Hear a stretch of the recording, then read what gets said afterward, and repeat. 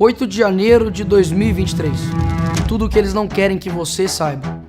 Parcialidade nas prisões, excessos, desproporcionalidade da pena, omissão do governo federal e, por fim, sentenças de morte. Um efeito dominó de erros intencionais que sentenciaram centenas de famílias à inexistência. A partir de hoje, dia 8 de janeiro de 2024, você vai descobrir na série 8 de janeiro toda a face oculta das prisões. Mentiras e sujeiras do governo silenciadas pela grande mídia e pela própria justiça, que levantou o tapete, pegou a vassoura e varreu para debaixo toda e qualquer dignidade humana.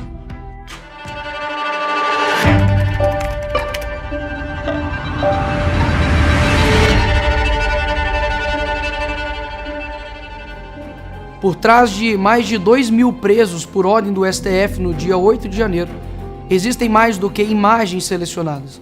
Existem famílias que sofrem pelas suas ausências até hoje.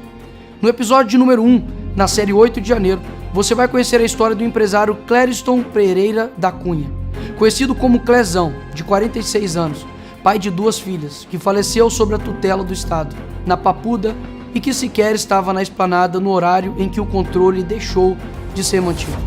Ele é réu primário, pai de família, trabalhador. Ele tinha problema de coração, pressão alta. Ele passou mal várias vezes lá, viu? Meu esposo morreu de uma forma injusta. 8 de janeiro. Clériston acorda pela manhã como um dia normal e caminha até a sua distribuidora de bebidas, um negócio de família. Clezão sempre foi muito respeitado e admirado na região. Estava feliz, afinal de contas, há pouco tempo, após 33 dias submetido a pulsoterapia e antibióticos, havia vencido a Covid-19. Fato que o deixou com algumas sequelas e com a necessidade de acompanhamento médico. Sua distribuidora era o lugar onde tirava grande parte do seu sustento. Não foi à toa que no domingo, dia 8 de janeiro, até às 16 da tarde, ainda estava por lá, trabalhando.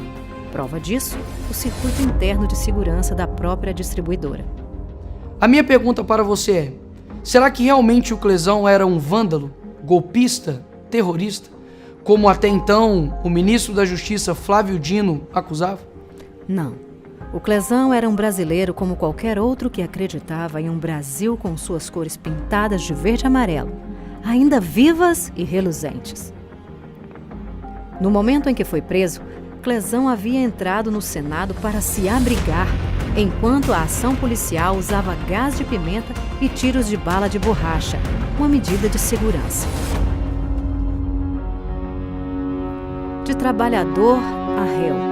O jogo virou em questão de segundos. Os últimos passos de Clériston Pereira da Cunha, em liberdade, se tornaram em passos que o levariam para a prisão em um piscar de olhos.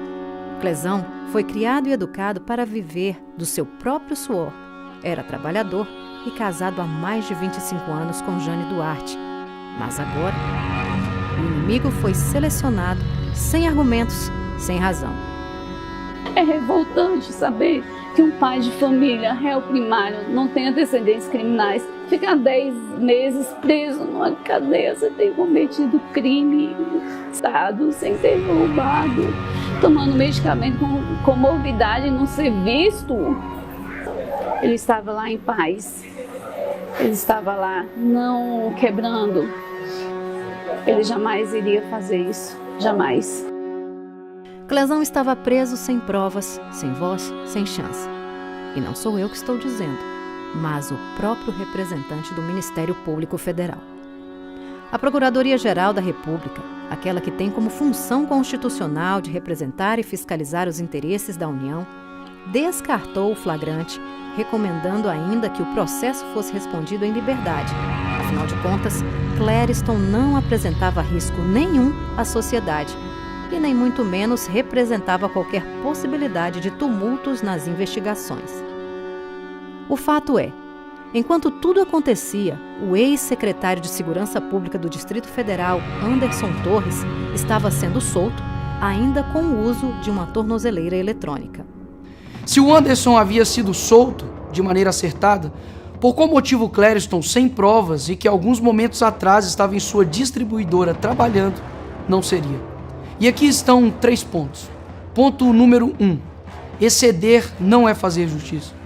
3 laudos médicos foram apresentados à justiça mostrando que Clezão sofria de problemas cardíacos. Ponto de número 2. Omissão mata. Clezão foi sentenciado à morte diante da omissão do próprio Supremo Tribunal Federal, quando não atendeu à recomendação da Procuradoria-Geral da República, a PGR, para que tão somente respondesse o processo em liberdade. A minha conclusão, ponto de número 3. O crime contra a democracia realmente aconteceu, mas acredite, também foi cometido pela justiça brasileira. Um dos parênteses mais importantes em tudo isso é a individualização de penas, um princípio do Código de Processo Penal brasileiro, está sendo devidamente ignorado. Olhe para esses 2 processos de outros réus. Cerca de 93% do conteúdo do processo é igual. Onde estão as vozes que deveriam realmente estar ecoando pelo Estado Democrático de Direito? Não há músicas, posts, cancelamentos e nem uma mensagem em letras pequenas nos rodapés dos jornais. Seria esse um 4º ponto?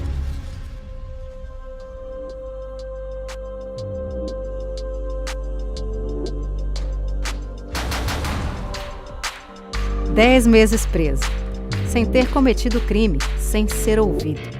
Acredite, esse vídeo não é sobre política, é sobre vida, dignidade e sobre humanidade.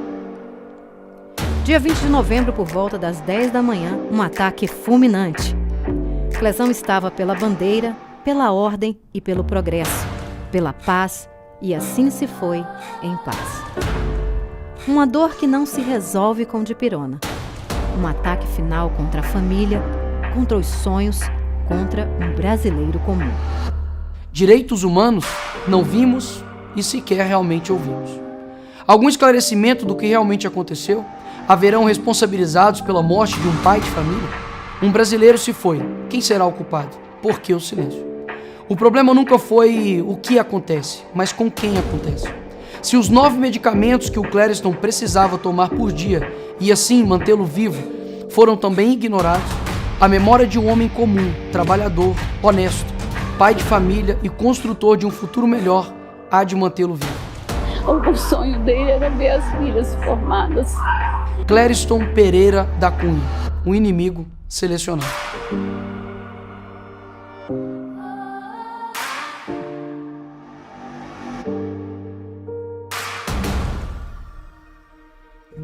Chorar para aliviar, lutar para honrar. Lágrimas pesadas que lavam a alma e escorrem pelo rosto de quem sente tanta falta de alguém. Do pai, do esposo, do amigo. Clezão foi retirado da sua família sem direito a despedidas. Hoje, o choro é uma tentativa de aliviar e de expressar a dor, ao mesmo tempo que clama pela honra e pelo legado que foi deixado. No Clezão estava a alma do povo brasileiro, de um brasileiro comum que jamais deixará de ser esquecido por outros 200 milhões.